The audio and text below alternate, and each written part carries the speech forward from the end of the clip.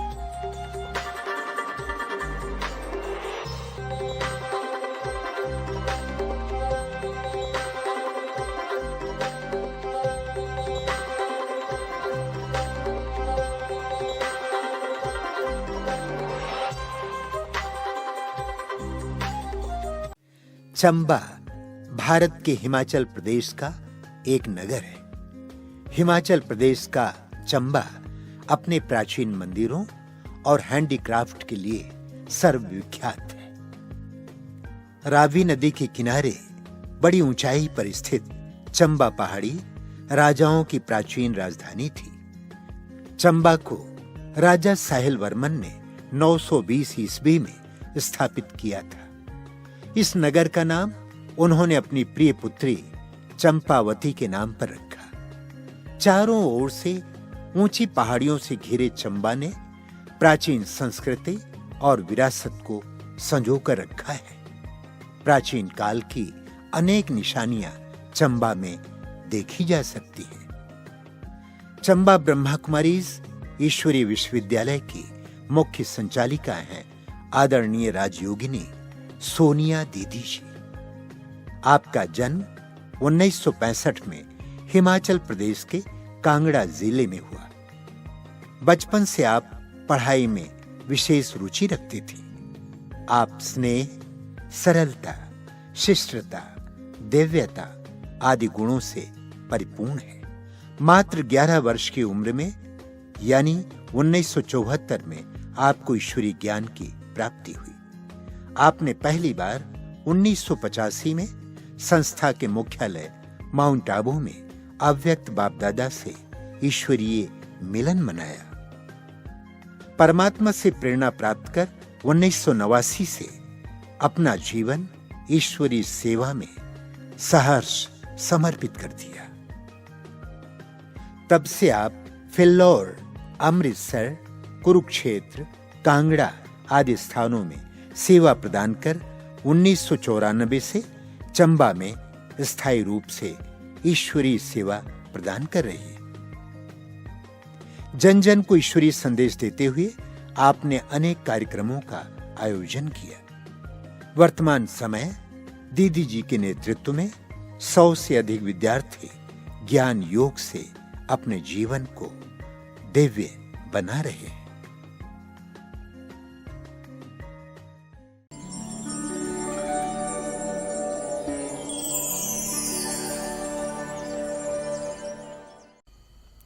बचपन से ही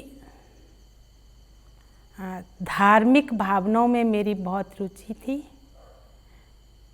भक्ति, पाठ पूजा करना ये मेरा एक नियम था। और साथ में जो मदर करती थी, जैसे संतोषी माँ का व्रत रखती थी, तो मैं भी संतोषी माँ का व्रत रखना, और भी ज़्यादा मेरी रुचि जो थी वो शिव परमात्मा में ही थी। उसके बाद एक दिन मैंने व्रत रखा था, तो मेरे लौकिक ब्रदर घर आए थे, अमृतसर में रहते थे, पढ़ाई करते थे, तो वो घर आए थे। तो उन्होंने मैंने उनको प्रसाद दिया और कहा क्या ये क्या है? तो मैंने यही कहा कि ये मैंने संतोषी माँ का व्रत रखा, प्रसाद खाओ। तो कहा आप तो खुद संतोषी माँ हो। तो उन्होंने मुझे, जब मैं 6th क्लास में पढ़ती थी, तो उन्होंने मुझे कहा कि तुम तो खुद संतोषी माँ हो। तो उसके बाद मतलब कि उन्होंने मुझे एग्जीबिशन बताई, प्रदर्शनी की बुक निकाल के एग्जीबिशन बताई। तो उसमें जो संगम युग का चित्र था, यहाँ वाइट ड्रेस वाले लोग जो हैं, जो तपस्या कर रहे हैं, तो मैंने कहा भैया संतोषी माँ तो मैं नहीं बन सकती, लेकिन ये वाइट ड्रेस वालियाँ जो है ना, ये मुझे बहुत पसंद आ रही हैं, तो मैं ये बनूँगी। तो उन्होंने मुझे कहा कि फिर माता जी आपके बनने देंगे? तो मैंने कहा वो तो बाद की बात है। तो धीरे धीरे 5 भाइयों में मैं इकलौती बहन थी, तो मतलब कि बहुत प्यार भी करते थे, मम्मी पिताजी की भी लाडली थी। तो उसके बाद मेरी लगन जो है धीरे धीरे इस ज्ञान के प्रति बढ़ती गई। लेकिन वहाँ कोई सेंटर नहीं था, गांव में कोई सेंटर नहीं था, लेकिन मेरे भाई ही जब आते थे अमृतसर से, तो मुझे नॉलेज देते थे और मेरी लगन बढ़ती गई। और उसके बाद फिर मैं पढ़ाई करने के लिए भाई के पास चली गई। वहाँ भाई ने कहा कि आप ऐसे तो, क्योंकि बंधन थे मुझे घर में, तो भाई ने यही कहा कि आप ऐसे तो नहीं छूट सकते घर से, तो आप पढ़ाई करो और नौकरी करके फिर ब्रह्मा कुमारी बन जाना। तो जब मैं पढ़ाई करने के लिए गई तो पिताजी मेरे बहुत डिस्टर्ब हो गए और बहुत ज़्यादा अपसेट होने के कारण उन्होंने भाइयों को भी बहुत कुछ बोलना शुरू कर दिया कि मेरी एक ही बेटी कहाँ पढ़ाने के लिए ले गए हैं। वहाँ से कुछ मैसेज आ जाते थे कि वो ब्रह्मा कुमारी संस्था में जाती है। तो उसके बीच में ही जब मैं पढ़ती थी, ट्रेनिंग कर रही थी टीचर की, तो पिताजी माउंट आबू होके आए। और जब वो माउंट आबू गए, हाँ ये बात है सन 89 की, 1989 में, तो हमारे पिताजी माउंट आबू गए और उनको ये ज्ञान बहुत अच्छा लगा। और उसके बाद मैं भी माउंट आबू गई। तो बड़े दीदी ने मेरे को बाबा के आगे जब ले गए, जब बाबा एक एक से पांडव भवन में मिला करते थे, तो बाबा ने बड़े दीदी ने कहा बाबा बच्ची बंधन में है। तो बाबा ने कहा बच्ची आप तो ऐसे निकलोगी जैसे मक्खन में से बाल। और वही वरदान बाबा का ये सिद्ध हो गया कि पिताजी ने स्वयं इस ज्ञान को अपना लिया और वो भी इस संस्था में चलने लगे। और साथ में माताजी भी इस संस्था में चले और भाई तो मेरे पहले ही ज्ञान में चलते थे। और उसके बाद हाँ ये 1989 में पढ़ाई पूरी करके सेंटर पर आ गई। तो बाबा ने मुझे एक दूसरा वरदान दिया था कि आप विघ्न विनाशक आत्मा हो। तो बड़े दीदी को ये हमारे राज दीदी अमृतसर वाले जिन्हों की हमने पालना ली है, तो उन्होंने मुझे याद दिलाया कि आप विघ्न विनाशक आत्मा हो। तो जहाँ भी कोई थोड़ा विघ्न आता था तो बड़े दीदी मुझे वहाँ भेज देते थे। तो मैं उस टाइम कुरुक्षेत्र में 2-3 महीने रही। फिर उसके बाद फिर से अमृतसर हमारा जो ट्रेनिंग सेंटर है, दादी चंद्रमणि की पालना में भी मैं रही। और मेन हमारे राज बहन जी और आदर्श दीदी, जो राज दीदी ने अभी 2019 12 फरवरी को शरीर छोड़ दिया। हाँ, बहुत पालना ली है हमने उनसे। और साथ में उनके हमारे आदर्श दीदी हैं, उनकी पालना में हम वहाँ पले हैं, क्योंकि अमृतसर ट्रेनिंग सेंटर हुआ करता था। तो वहाँ हम लोग काफ़ी साल तक ट्रेनिंग सेंटर में रहे। और उसके बाद राज दीदी ने हमें भेजा सेवा करने के लिए कांगड़ा में। तो 3 साल मैंने वहाँ सेवाएं दी। और उसके बाद एक बार कांगड़ा से मैं अमृतसर दीदी को मिलने आई थी। तो यहाँ एक बहन होती थी, सविता बहन। तो दीदी ने यही कहा कि सोनिया आप 15 दिन के लिए चंबा चली जाओ, क्योंकि वहाँ की बहन जो है वो अपने लौकिक घर में जाना चाहती है। बहुत सालों से वो घर नहीं गई है, उसकी मदर बहुत बीमार है। और वो बहन जब घर गई तो उसके बाद वो वहाँ पर जाकर के बीमार हो गई। वो भी हिमाचल की ही थी। तो वहाँ पर वो इतनी बीमार हो गई कि उन्होंने साल में ही वो अपना शरीर छोड़ दिया। और मैं फिर इधर ही रह गई। तो तब से लेकर यानी 1994 से मैं चंबा में सेवाएं दे रही हूँ। तो जैसे मैंने आपको पहले बताया कि मेरी लाइफ के अंदर बंधन बहुत थे। तो जब मैंने 1984 में संस्था को ज्वाइन किया तो लौकिक पिताजी बहुत गुस्से में हो गए। और उधर उन्होंने मेरे भाई को भेजा कि उसको वापस ले आओ, क्योंकि वो पढ़ने नहीं गई हैं, वो कहीं ब्रह्मा कुमारी ना बन जाए। तो भाई आए, लेकिन किसी तरह से हमने भाई को वापस भेज दिया। मैं अपने दूसरे भाई के पास पढ़ती थी। और वहाँ से मेरे को मैसेज आता रहता था, चिट्ठी आती रहती थी कि पिताजी बहुत दुखी हैं और ये कहते हैं कि एक ही कन्या है, समाज में मैं कैसे मुंह दिखाऊंगा। तो मैं वहाँ बाबा के साथ मेरी लगन बहुत थी और मैं बहुत योग करती थी। बाबा के कमरे में हमेशा बैठी रहती थी। तो मैं बाबा को कहती थी कि बाबा आप मेरे अलौकिक और पारलौकिक पिता हो, लेकिन मेरे लौकिक पिता मेरे कारण बहुत दुखी हैं, क्योंकि मैं इस संस्था में चलना चाहती हूँ और वो मतलब कि मेरे को इस संस्था में चलने नहीं देना चाहते। तो बाबा ने कुछ ऐसा चमत्कार किया कि उन्हों को भी मैंने वहाँ से जो वाइब्रेशन भेजी तो उन्हों को भी ये सब अच्छा मतलब कि फिर लगने लगा। और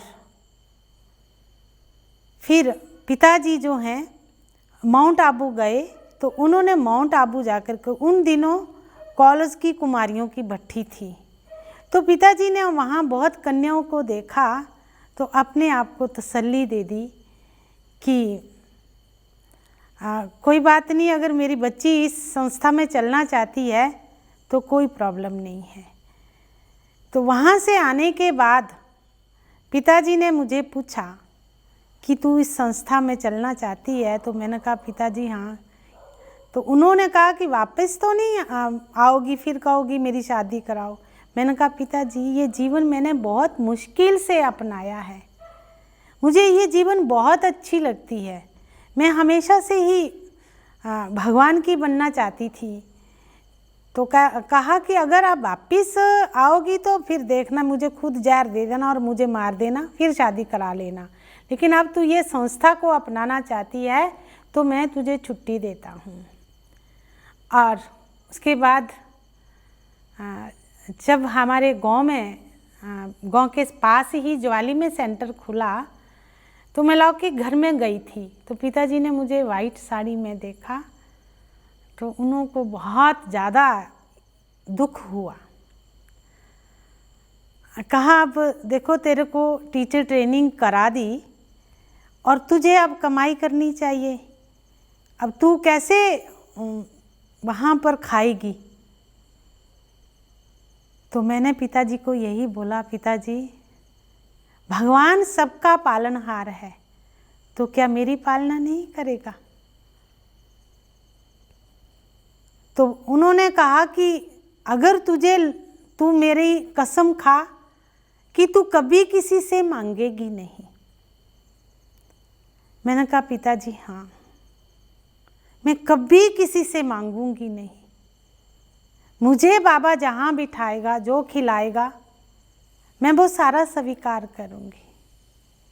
और आज तक मेरे जीवन का ये बहुत बड़ा अनुभव है कि बाबा ने मुझे कहीं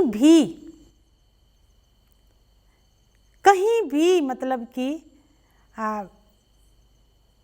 धन की तरफ से मुझे कहीं कमी नहीं आने दी। बाबा ने अपने आप ही जो यहाँ के भाई बहनें हैं उनको प्रेरणाएं दी और अपने आप ही वो करते हैं, मुझे कहने की ज़रूरत नहीं पड़ती है। अब आपके प्रत्यक्ष आप देखेंगे ये बाबा का जो मकान है, ये मुझे नहीं पता, मुझे जरा रिंचक मात्र भी इसको बनाने में टेंशन नहीं हुई, कहाँ से आया कैसे बना, मैं बिल्कुल इस बात में फ्री रही। लेकिन मेरे जीवन के अंदर चारों ही सब्जेक्ट ज्ञान, योग, धारणाएं और सेवाओं में मैंने अपने तन, मन और धन को बड़े अच्छे ढंग से यूज़ किया है, कहीं मैंने इसको वेस्ट नहीं किया है।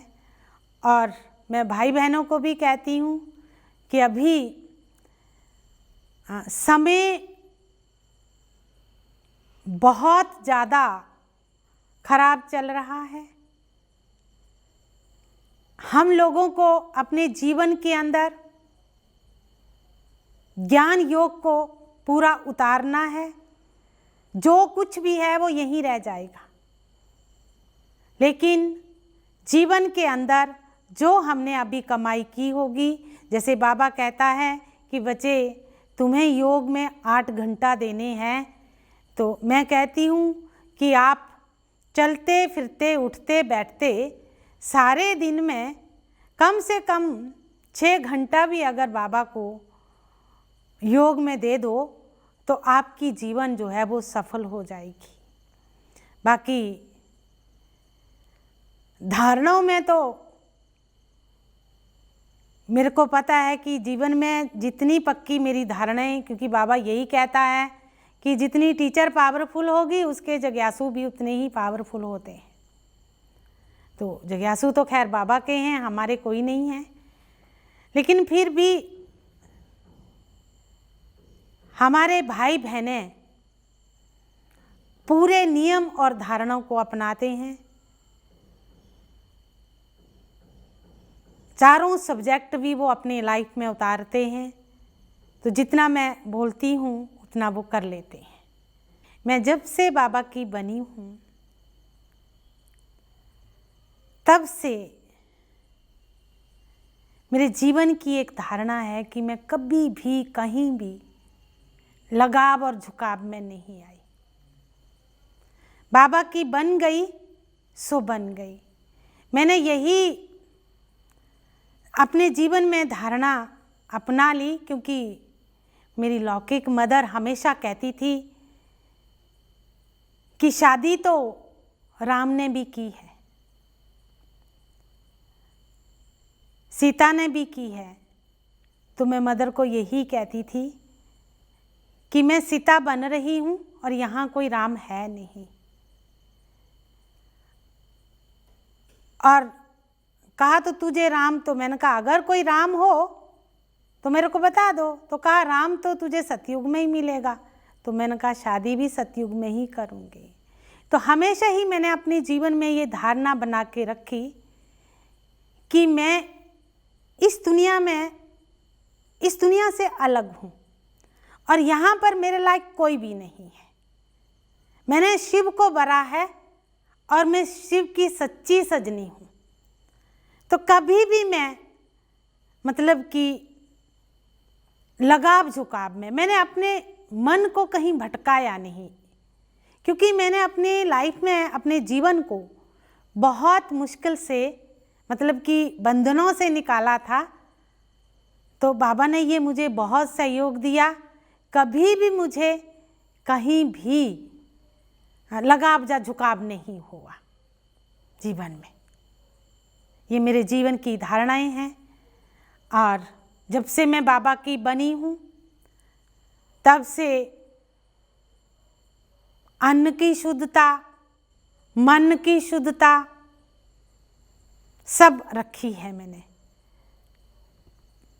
ये मेरे लाइफ की धारणाएं हैं। और वर्तमान समय जैसे बाबा कहते हैं, बच्चे शरीर छोड़ने के बाद बाबा ये नहीं पूछेगा तूने कितनी सेवाएं की, कितने मकान बनाए या कितने जग्यासु निकाले, लेकिन स्वयं का तेरा क्या पुरुषार्थ रहा। तो मैं यहाँ तक यही सोचती हूँ कि सब करते हुए मुझे आत्मिक स्थिति में रहना है। और संसार के अंदर बहुत सारी दुखी आत्माओं को मैं कुछ टाइम के लिए सकाश भी देती हूँ। ये कोरोना टाइम के अंदर मैंने इस चीज़ को बहुत यूज़ किया कि 2 घंटा में अपने पुरुषार्थ के साथ दुनिया को भी ये सकाश देती रही और अब भी देती रहती हूँ। और मैं भाई बहनों को भी यही कहती हूँ कि यही हमारा जो पुरुषार्थ है वही साथ चलेगा, बाकी कुछ नहीं।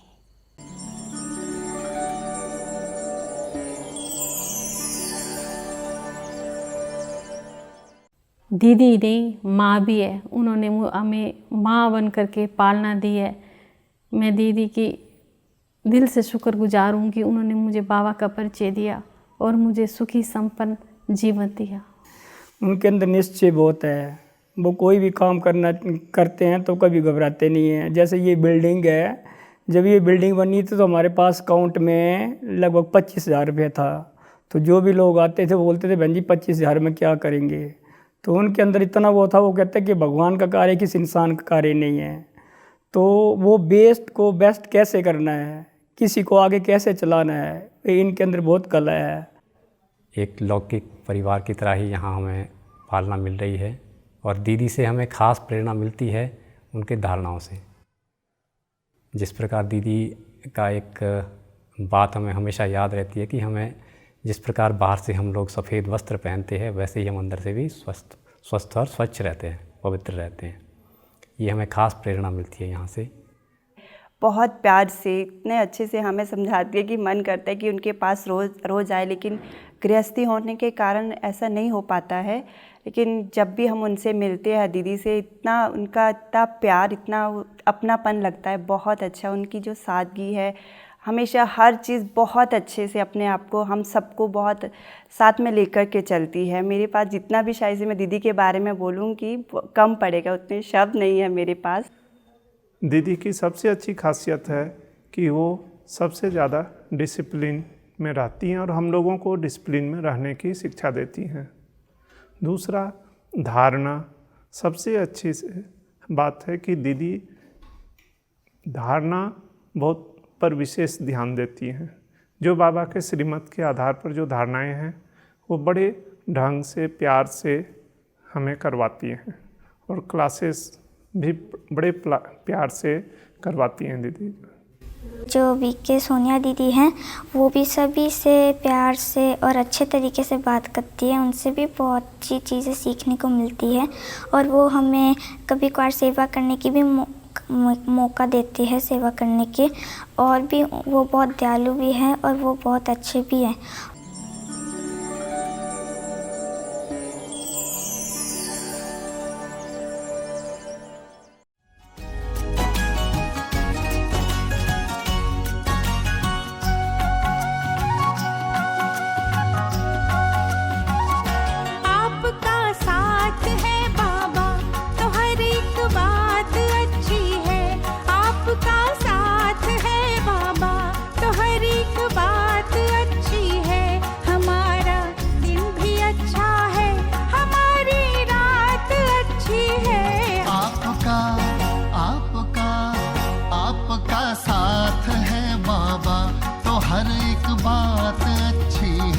हमारा दिन भी अच्छा है, हमारी रात अच्छी है। आपका आपका आपका साथ है बाबा।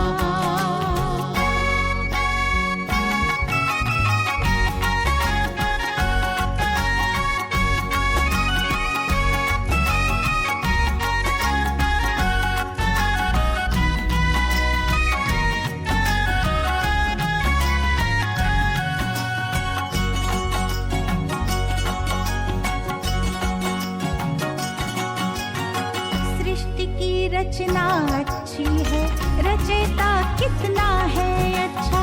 सृष्टि की रचना अच्छी है, रचयिता कितना है